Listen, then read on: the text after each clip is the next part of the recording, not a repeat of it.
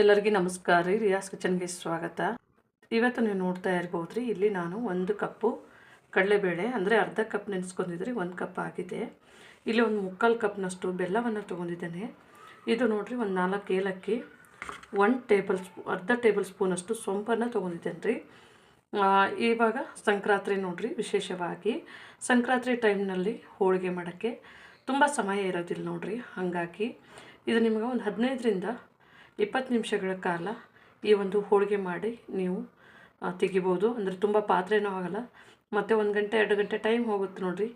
ಅದಕ್ಕಿಂತಲೂ ಕಡಿಮೆ ಒಂದು ಸಮಯದಲ್ಲಿ ಮತ್ತು ಹೋಳಿಗೆ ಮಾಡುವಂತಹ ವಿಧಾನವನ್ನು ತೋರಿಸ್ಕೊಡ್ತಾ ಇದ್ದೇನೆ ರೀ. ನಮ್ಮ ಚಾನಲ್ ಯಾರು ಹೊಸ ಸಬ್ಸ್ಕ್ರೈಬ್ ಮಾಡಿದಿರಿ, ನಿಮ್ಮೆಲ್ಲರಿಗೂ ಧನ್ಯವಾದಗಳು. ಯಾರು ನಮ್ಮ ಚಾನಲ್ ನೋಡ್ತಾ ಇದ್ದೀರಿ, ಸಬ್ಸ್ಕ್ರೈಬ್ ಮಾಡಿ, ಲೈಕ್ ಮಾಡಿ, ಶೇರ್ ಮಾಡಿ. ಇವಾಗ ನಾನು ಇಲ್ಲಿ ಒಂದು ಮಿಕ್ಸಿ ಜಾರ್ ತೊಗೊಂಡಿದ್ದೇನೆ ರೀ. ಇದಕ್ಕೆ ನಾನು ನೋಡಿರಿ ನೆನೆಸ್ಕೊಂಡಿರುವಂತಹ ಕಡಲೆಬೇಳೆ ಹಾಕೋತಾ ಇದ್ದೀನಿ. ಒಂದು 4 ಅವರ್ಸು 5 ಅವರ್ಸ್ ನೆನೆಸ್ಕೋಬೇಕ್ರಿ. ನಾನು ಇಲ್ಲೊಂದು 4 ಅವರ್ಸ್ ನೆನೆಸ್ಕೊಂಡಿದ್ದೀನಿ. ನಾನು ಇಲ್ಲಿ ನೀರು ತೆಗೆದು ಇಟ್ಕೊಂಡಿದ್ದೀನಿ ರೀ. ಇದ್ರೊಳಗಿದ್ದು ಬಗ್ಗಿಸ್ಕೊಂಡು ತಿಕ್ಕೊಂಡಿದ್ದೀನಿ ರೀ. ಇದಕ್ಕೆ ನೋಡಿರಿ, ಇವಾಗ ಏಲಕ್ಕಿ, ಸೊಂಪು, ಬೆಲ್ಲ ಎಲ್ಲವನ್ನು ಹಾಕ್ಕೊಳ್ಳೋಣ. ಇದು ಹಾಕ್ಕೊಂಡು ನಾವು ಚೆನ್ನಾಗಿ ನೈಸಾಗಿ ಮಿಕ್ಸಿ ಮಾಡಬೇಕು. ಇವಾಗ ನೋಡ್ಬೋದು ರೀ, ನಾನು ಮಿಕ್ಸಿ ಮಾಡ್ಕೊಂಡಿದ್ದೇನೆ.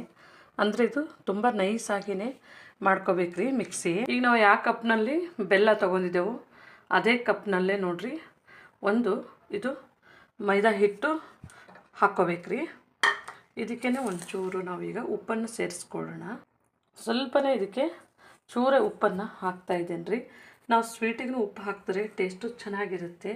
ಹಾಗಾಗಿ ಈಗ ನಾವು ರುಬ್ಕೊಂಡಿರುವಂಥದ್ದು ಇದಕ್ಕೆ ಹಾಕ್ಕೊಂಡ್ರಿ. ಇದು ನೀವು ಸ್ವಲ್ಪನೇ ತಿಂದು ನೋಡಿದ್ರೆ ಸೇಮ್ ನೀವು ಹೂರಣ ಮಾಡ್ಕೊಂಡಾಗ ಯಾವ ಥರ ಇರುತ್ತೆ ನೋಡಿರಿ, ಅದೇ ಥರನೇ ಟೇಸ್ಟ್ ಇರುತ್ತೆ. ಇವಾಗ ನಾವು ಹಾಕ್ಕೊಂಡಾಗಿದೆ ಅಲ್ರಿ, ನಾವು ಇದನ್ನು ತೊಳೆದ್ಬಿಟ್ಟು ಇದಕ್ಕೇ ಸ್ವಲ್ಪನೇ ನೀರನ್ನು ಹಾಕ್ಕೊತ ಹೋಗ್ಬೇಕ್ರಿ. ಅಂದರೆ ಒಂದೇ ಸರ್ತಿ ಹಾಕೋದು ಬೇಡ, ಸ್ವಲ್ಪ ನೋಡಿಬಿಟ್ಟು ಹಾಕ್ಕೊಂಡು ಇದು ಸ್ವಲ್ಪ ನಿಧಾನವಾಗಿಯೇ ಚೆನ್ನಾಗಿ ಇದು ಮಿಕ್ಸ್ ಮಾಡ್ಕೋಬೇಕ್ರಿ. ನಾವು ದೋಸೆ ಬ್ಯಾಟರ್ ಯಾವ ಥರ ಮಾಡ್ಕೋತೀವಿ ನೋಡಿರಿ, ಆ ಥರನೇ ಮಾಡ್ಕೋಬೇಕ್ರಿ. ಇವಾಗ ನಮ್ಮದಿದು ಸ್ವಲ್ಪ ಬ್ಯಾಟರು ಗಟ್ಟಿಯಾಗಿದೆ.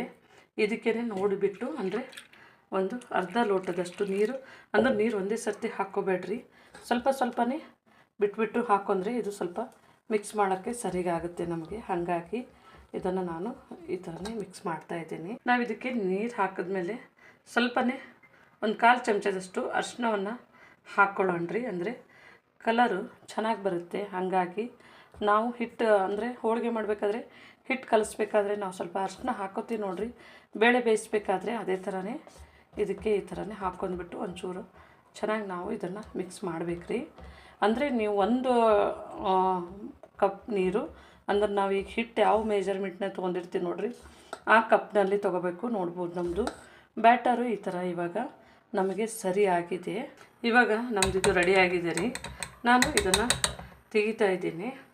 ಇವಾಗ ಇದಕ್ಕೆ ನೋಡಿರಿ, ಈ ಥರ ಸ್ಪೂನಲ್ಲಿ ನಮ್ಮದು ದೋಸೆ ಬ್ಯಾಟರು, ಇಡ್ಲಿ ಬ್ಯಾಟರು ಯಾವ ಥರ ಇರುತ್ತೆ ನೋಡಿರಿ, ಅದೇ ಥರನೇ ಮಾಡ್ಕೊಂಡ್ರೆ ಸಾಕು.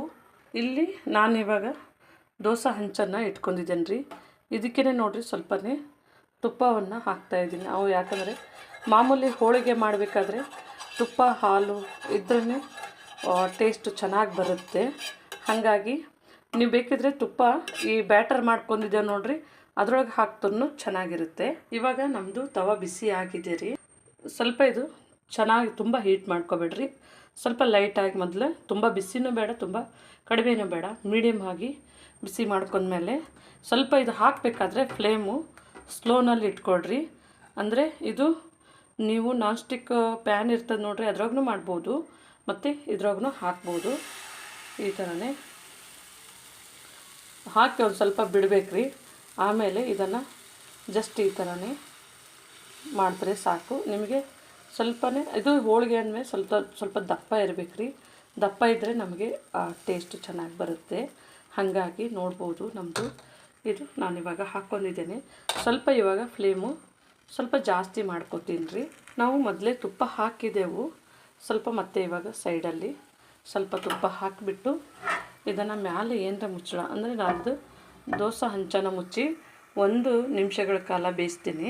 ಇವಾಗ ನಮ್ಮದು 1 ನಿಮಿಷ ಆಗಿದೆ ರೀ.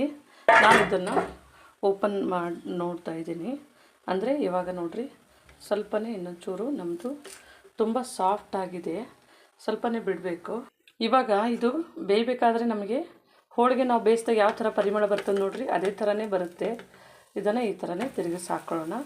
ನೋಡ್ಬೋದು ನಮ್ಮದು ಸೇಮು ಹೋಳಿಗೆಗೆ ಯಾವ ಥರ ಬರುತ್ತೆ ನೋಡಿರಿ, ಅದೇ ಥರನೇ ಕಲರ್ ಬಂದಿದೆ. ಇವಾಗ ನೋಡೋಣ ರೀ, ಮತ್ತೆ ಈ ಸೈಡ್ ಆಗಿದೆ ನೋಡಿರಿ. ಈಗ ಮತ್ತೆ ನಾವು ಈ ಸೈಡ್ ತಿರುಗಿಸಿ ನೋಡ್ತಾಯಿದ್ದೀವಿ. ನೋಡ್ಬೋದು ಸೇಮ್ ನಮಗೆ ಹೋಳಿಗೆ ಯಾವ ಥರ ಬರುತ್ತೆ ನೋಡಿರಿ ಮೇಲ್ಗಡೆ, ಅದೇ ಥರನೇ. ಸ್ವಲ್ಪನೇ ತುಪ್ಪ ಹಾಕಬೇಕ್ರಿ, ಅಂದರೆ ಟೇಸ್ಟ್ ಚೆನ್ನಾಗಿರುತ್ತೆ. ಇವಾಗ ಮತ್ತೆ ನಾನು ಈ ಸೈಡು ಆ ಕಡೆ ಈ ಕಡೆ ಸ್ವಲ್ಪನೇ ಇದನ್ನು ಬೇಯಿಸ್ಕೋಬೇಕ್ರಿ. ಇವಾಗ ನಾನು ಇದನ್ನು ಈ ಥರನೇ, ಇದು ನನಗೆ ರೆಡಿ ಆಗಿದೆ, ಇದನ್ನು ತೆಗೆದಿಡ್ತಾ ಇದ್ದೀನಿ ರೀ. ಇವಾಗ ನೋಡ್ಬೋದು ನಮ್ಮದು ಹೋಳಿಗೆ ರೆಡಿ ಆಗಿದೆ. ಇವಾಗ ನೋಡ್ಬೋದು ರೀ, ಸೆಕೆಂಡ್ ಟೈಮ್ ನಾನು ಇಲ್ಲಿ ದೊಡ್ಡದಾಗಿಯೇ ಹಾಕಿದ್ದೇನೆ. ಇವಾಗ ನೋಡ್ಬೋದು ನಮ್ಮದು ರೆಡಿ ಆಗಿದೆ ರೀ. ಇದನ್ನು ನಾನು ಈ ಥರನೇ ತೆಗೆದು ಹಾಕ್ತಾಯಿದ್ದೀನಿ.